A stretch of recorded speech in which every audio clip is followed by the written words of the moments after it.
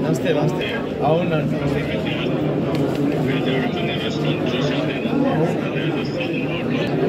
అదే మీరు కూడా చెప్పారు కదా, అదే రోజు సిక్కయ్యారు మంత్రి అయిన రోజే.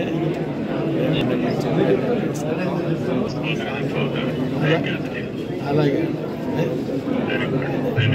మళ్ళీ టచ్లోకి వస్తాం. వారి యొక్క సందర్భంలో స్వతంత్ర పోరాటం చేసిన వారి కుమారుడు వారు ప్రభుత్వ ఉద్యోగి అయినప్పటికి కూడా శ్రీ భూపతిరాజు శ్రీనివాస్ వర్మ గారి యొక్క తండ్రి గారు నిరంతరం కూడా సామాజిక పరమైనటువంటి ఆలోచనతో ఉండేవారు. సోషల్ వెల్ఫేర్ అంటే పిల్లల్ని ఎంతో శ్రద్ధగా చూసేటువంటి కేంద్రాలు. వారు అంత కమిటెడ్గా ఆ వ్యవస్థని నిరంతరం కాపాడుతూ వారి కుమారుని కూడా రాజకీయాల్లో నిరంతరం ప్రేరణిస్తూ వారి తండ్రి స్వతంత్ర సమరయోధుడిగా ఉన్న సందర్భంలో కుమారుణ్ణి ఏదో విధంగా మళ్ళా ప్రజా జీవితంలో ఉంచాలి. వర్మ గారు చదువుకున్నప్పటికి కూడా ఒక ఉద్యోగస్తుడి యొక్క కుమారుడిగా కాకుండా గారి యొక్క బీజాన్ని తండ్రి గారి యొక్క ఆలోచనని పుణికిపుచ్చుకుని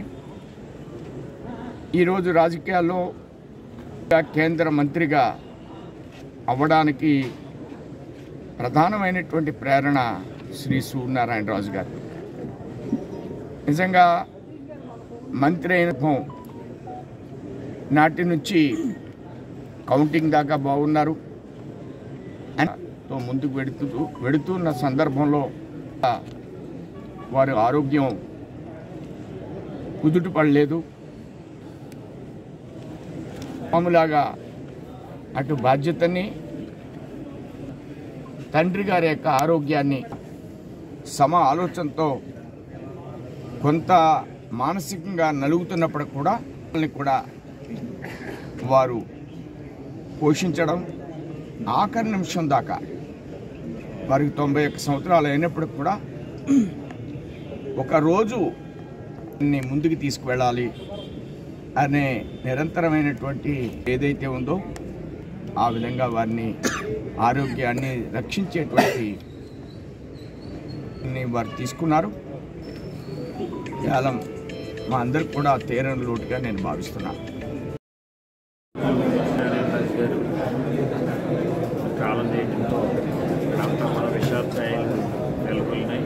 అదేవిధంగా వారు కుటుంబం కూడా స్వాతంత్ర సమరయోధుల కుటుంబం అవడం, ఆయన కూడా ఒక జిల్లా అధికారిగా పనిచేసి మరి పిల్లలందరినీ కూడా చాలా క్రమశిక్షణతో పెంచి మరి ప్రభుత్వ ఉద్యోగాలు వాళ్ళంతా కూడా క్రమశిక్షణలో ఉన్నారు.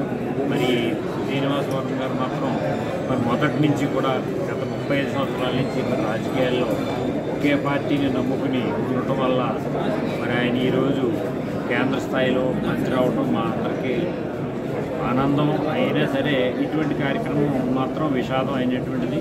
ఆయన ఇంకా కొన్నాళ్ళు బతుకుండి మరి కుమారుడు యొక్క మరి చేసేటువంటి పనులన్నీ కూడా చూసి చేస్తే బాగుంటుందని చెప్పి మేము అనుకున్నాం. కానీ కూడా ధైర్యంగా ఉండాలని చెప్పి మేము అందరూ తెలియజేస్తాం.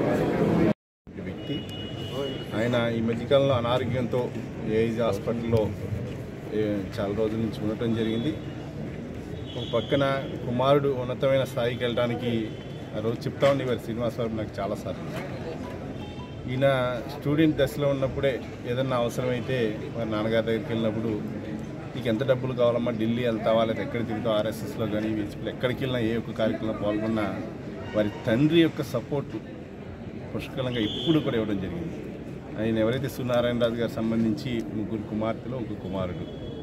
అంతేకాకుండా సూర్యనారాయణరాజు గారి తండ్రి బాపిరాజు గారు కూడా ఆయన కూడా స్వతంత్ర పోరాటం కోసం ఆయన కూడా మన కోడవెల్లి గ్రామానికి చెందిన వ్యక్తి, స్వతంత్ర పోరాటంలో కూడా పాల్గొన్నటువంటి వ్యక్తి. అంటే వీరందరి మనోభావాలంతా కూడా భారతదేశం యొక్క అభివృద్ధి కోసం కానీ మన రాష్ట్ర అభివృద్ధి కోసం కానీ ఇప్పుడు పాటుపడినటువంటి వ్యక్తులు. ఆయన నేను ప్రగాఢ సానుభూతి తెలియజేసుకుంటూ అనేటటువంటి భూపతిరాజు శ్రీనివాస్ వర్మ విజయ్ వర్మ గారి తండ్రి వాళ్ళు భూపతిరాజు శ్రీనివాసరాజు గారు పరమేశ్వర జలబాధ గారు. మరి ఆయనతో నాకు కూడా కొద్ది సన్నిహిత్యం. ఎలా అంటే నేను చైర్మన్గా ఉన్నప్పుడు రెగ్యులర్గా వచ్చినప్పుడు మాతోటి శ్రీనివాస్ వర్మతో కూడా రాజకీయం మీరు ప్రజలకు ఎలా చేయాలి చేయాలి కూర్చోబెట్టి ఒక ఎవరికి ఉందో మాకు అన్నీ చెప్పేవారు. ఆయన శాంతి చెప్పేవారు. మరి కుటుంబ సభ్యులందరికీ కూడా ప్రగాఢ సానుభూతి తెలియజేస్తారు. మరి మేమందరం కూడా ఎల్లప్పుడూ శ్రీనివాస్